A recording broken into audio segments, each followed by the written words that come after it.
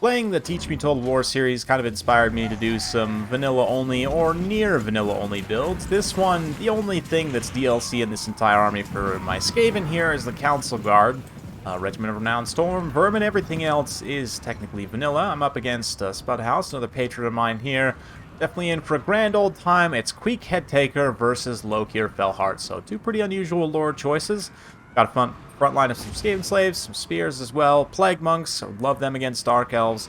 Got one Sword and Shield, and then the Council Guard. Warp Lightning Cannon, classic long-range artillery. You don't see it super often these days, but still is a potent artillery piece. Your opponent doesn't happen to bring the tools to counter it, which is like bolt throwers in this matchup. Whole bunch of slingers as well. I've got 4 slave slingers and then some gutter runner slingers as well. Yeah, Lokir up front. A couple of witch elves, or sorry, Sisters of Singing Doom, and then a couple of Sisters of Slaughter. A bunch of dark shards. Blackguard out on the flanks. Some dread spears, sad swords, and Lore of Shadows sorceress. So battle's going to get underway, and Lokir's going to move in here. I don't think Spudhouse initially realized that this was actually Queek, but the assassination debuff, between Queek and the assassin, I could get them both on top of each other, but instead we're just going to use one after the other here. I can bring up the card. You can see Lokir with that dreaded duelist is countering a lot of the trophy heads, just getting absolutely destroyed by Queek, ripped at shreds, cut to ribbons, all the things. But while that's happening, my Plague Priest is just getting blanketed in Dark Shard fire. You can see it's already lost half of its HP, and even as Lokir's going down, even with the Overkill Assassin's Trophy popped on him, it's just a bad day for that Plague Priest. Did get a couple of casts, maybe one summon off. Yeah, some Clan Rats there to interrupt the Sisters of Slaughter, but that's pretty much it. That being said, the Slingers are also putting in some work. These light armor high-value units for the Dark Elves, Sisters of Slaughter, Witch Elves, and whatnot make great targets for Skaven Slave Slingers, and especially the Gutter Runner Slingers providing a little bit of poison as well. That's going to be very effective. The Plague Monks out on this flank are suffering. They're trying to fight some Blackguard. The Plague Monks out on this flank, though, are fighting low-tier Dark Elf troops, and this is a pretty ideal situation for them. Sad Swords, Fear Spears are not going to do much against the Shredder that are Plague Monks. I mean, 35 weapon strength, anti-infantry, 90 unit models. They are going to town right there. Sad Swords do peel to go after some of the Slave Slingers, which is probably a good idea. Try and shut down some of this ranged pressure. But you can see that, yeah, the Plague Priest just straight up went down, I think. Yeah, Queek also in a little bit of a weird situation in this center pocket. He's blending up some of the Dark Elf infantry at this point. But the Dark Shards do have a pretty good bead on him, and he does not have any kind of missile block chance. That high degree of armor-piercing damage do a lot to him. Not to mention, I mean, the Witch Elves with their anti-infantry bonus, the Sisters of Singing Doom, although they're now routing, they do manage to enrage and then terrify Queek. He's just really not having that great of a time, despite the physical resistance of the Council Guard being imparted from that Guardian. We're going to try and now shut down the Dark Shards. I don't have any mobility, really, besides just my infantry being a little faster than average. So we're going to get the Plague Monks and the Assassin moving. Yeah, the Assassin can only do so much. He doesn't have the best splash attacks. He's got a couple targets, but the Plague Monks, on the other hand, they can very efficiently start to blend through these ranged units. You can see them just starting to club and chop and just otherwise maul these poor Dark Shards. I mean, they definitely deserve it. They are Dark Elves after all. But we've got some Storm Vermin coming back in the fight. Trying to keep this Warp Lightning Cannon online as long as possible. I switched it onto the Blackguard just because they're the most high-value target left on the field, and I'm actually not sure what tools I have besides the Warp Lightning Cannon that can deal with them. I mean, Queek's armor-piercing anti-infantry would have helped, but he is now gone, as he's been routed off by the Dark Elven sort of militia troops. Sorceress of Shadows still hanging around as well. We've got these Blackguard inundated with Storm Vermin and other things, but really no armor-piercing damage with which to deal with them.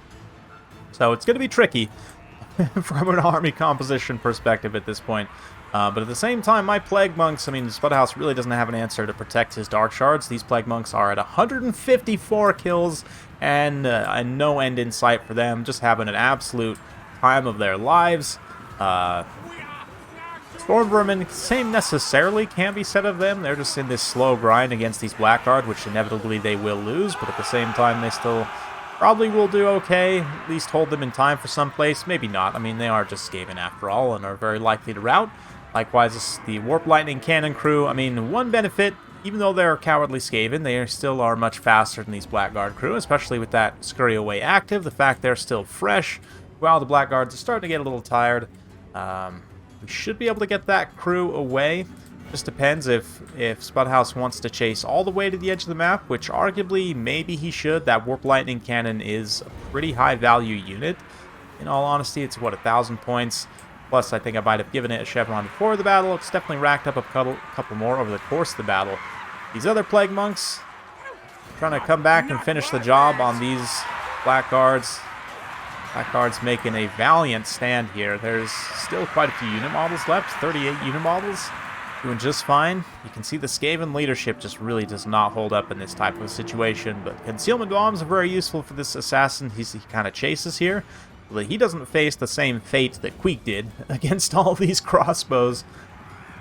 Meanwhile, the Gutter Runner Slingers are also still hanging around. They're going to be super key in this late game as well with the poison. You can see them close range slinging into those Blackguards. We've also got the Warp Lightning Cannon crew back in position to remount the guns here. Skaven Slave Slingers to at least stand in the way momentarily, even though they're probably not going to hold for any length of time once actually facing the melee combat. But you can see between the poison and the tiredness. These poor Blackguard, again, absolutely deserve it. But they are just trudging, just slogging through this snow, having a hard time. Could you imagine trying to march in heavy armor in snow? Man, that'd be miserable. Anyway, they do actually get into contact with the Warp Lightning Cannons, not before the cannon lands a couple shots, just point blank in their faces. Some Skaven Slave Spears also coming through. I'm letting these Gutter Runner Slingers get caught, which is definitely a miss micro by me, but the saga of the Plague Monks of Doom finally ends. They rout after having butchered 244 Dark Elves. Oh man, what a KD ratio. 1757 in terms of value. That has to be the best performance personally I've ever had with a unit of Plague Monks. Just absolutely insane. Definitely carried me pretty hard this game. And let's see what else if it can carry me in this late game. This Warp Lightning Cannon probably will need to, but there's only a handful of crew members left. 12 crew members left. The Skaven Slave Slingers coming back though. We still got a handful of Sword and Shield Storm Vermin. Gutter Runners, I really need them back as well. So we're going to fast forward through this extended late game as I try and kite.